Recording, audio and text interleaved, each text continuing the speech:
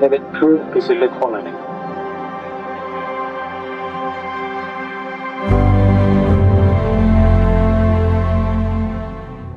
Nature has always been the truest measure of human comfort. The warmth of the sun, the gentle cares of the breeze, and the light shade of vegetation over a natural touch the surest both soul and body.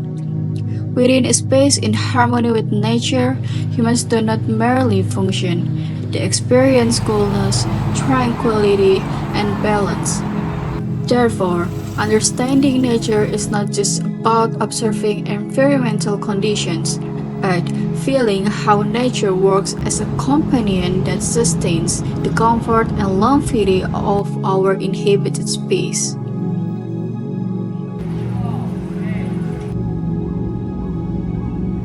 In Singapore, we witness how technology and natural landscapes blend seamlessly, creating cool microclimates, channeling natural ventilation into high-rise buildings, and proving that structural sustainability can thrive hand-in-hand with the human well-being in a high-density urban environment.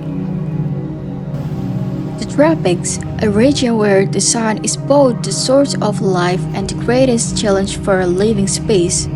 For decades, modern architecture has attempted to fight this heat with technology, creating cold glass boxes isolated from their surroundings.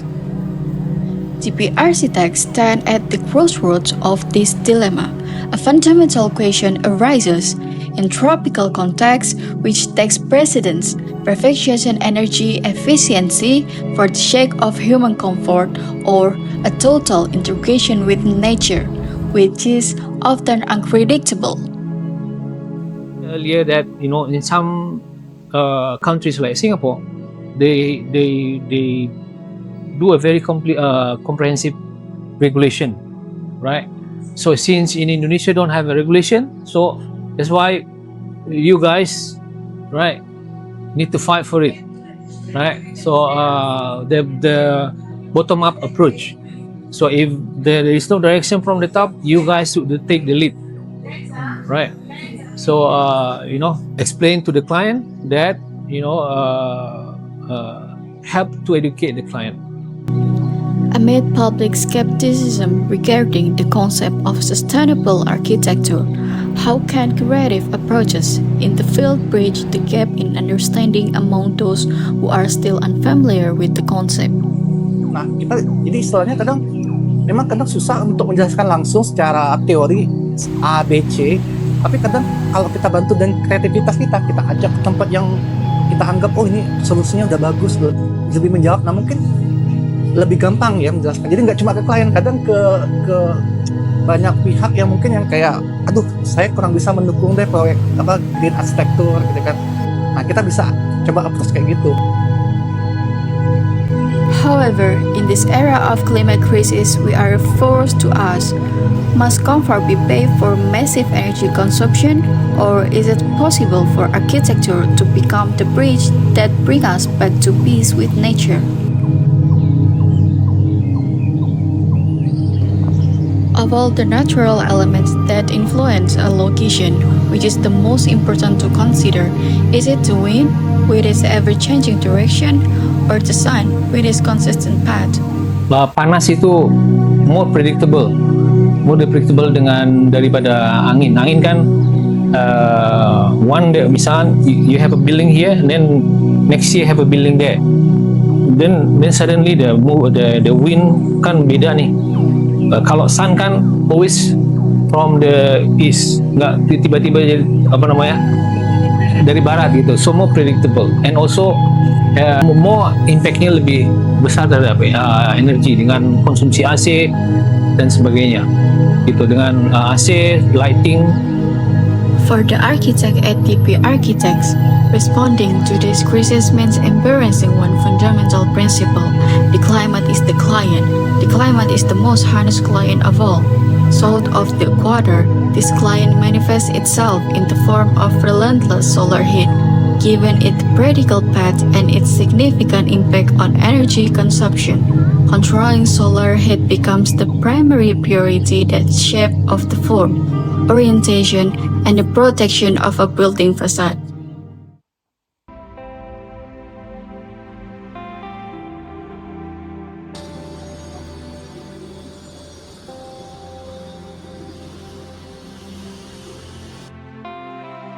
The tropics in Malaysia, the sun defines our rhythm. It is our greatest source of life.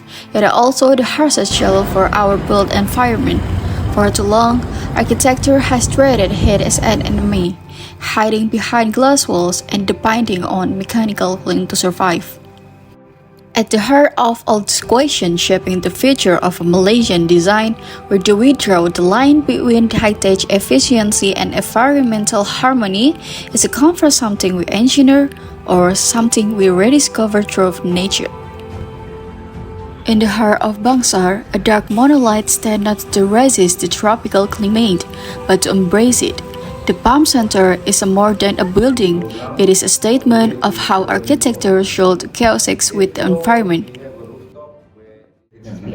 We have a few tools here. Besides GBI, there's like leads also here, LED, and GRE. GRE is more for the housing. And for this one, is GBI. GBI basically is under PEM. Under PEM? Yeah, under PEM. PEM and engineer. We got together and then we developed this tool called GBI. Many buildings go for the GBI. And GBI basically it focuses on sustainability and also user comfort. Yeah, that's why if we consider sustainability without user comfort, then it doesn't work. Doesn't work that way. That's why you see this room, even though we have ventilation, of course ventilation and all that, but we still have the air conditioning system, right? And we also have a sunscreen there. The whole building, you can see all these sunscreen. So this sunscreen works in reducing the heat, the glare, from the But we still have to have the air conditioning system, but at minimum. And then the material also. If you see the floor, this is called the hollow core. Hollow core slab. This is a concrete slab, but inside is hollow. And then they also have like a bubble slab, we call it.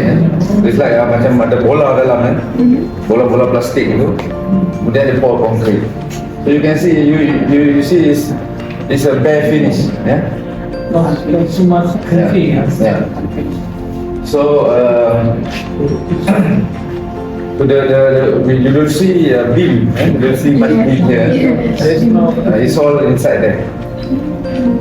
So for sustainability and user comfort is a main focus. Palm Center reflects one vision of sustainable tropical architecture in Malaysia, where technology, material innovation, and passive strategies work together to create comfort with lower energy consumption. To explore how tropical architecture is applied more broadly in the region, we interviewed architects from GDP Architects about their design approach in responding to the hot humid climate of Malaysia and Southeast Asia. We asked, Indonesia and Malaysia share a similar tropical climate. What are the common characteristics of GDP Architects works into responding to this context? We also asked, how does GDP Architects respond to Malaysia's hot humid climate through its building design strategies? I think we have a few design, especially in Malaysia and Indonesia as well. Yes. I think in terms of tropical design, tropical climate, is how we respond to it is mostly through natural ventilations and natural daylighting, where we can see some architect they try to design it without using any mechanical ventilation, like aircon and other like fans or anything. We just use fan, for example. I think in Indonesia as well, and like Andy Rahman, I think you know it. Yeah. I think that he's using the same design approach to it. For example, for surau, for residential, they're more focusing on using like van block, like courtyard design. So I think in our region, especially Malaysia and Indonesia, it is important that we need to respond to this climate to minimize the energy usage, the effect, carbon footprint to the environment, and so on. So I think it's really important for the architects to take this into considerations lah. Yeah. Throughout our journey across Malaysia, we learned that tropical architecture is more than aesthetics. It is about responding to climate through natural ventilation, daylight, and sustainable design strategies. As shared by architects from GDP Architects, tropical architecture is about creating comfort while reducing environmental impact, shaping a more sustainable future for Southeast Asia.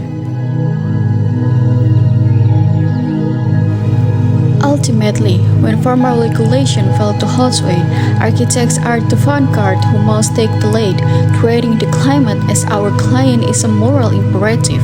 It is a commitment that every space we created today serves as a bridge to preserving the earth balance in the future.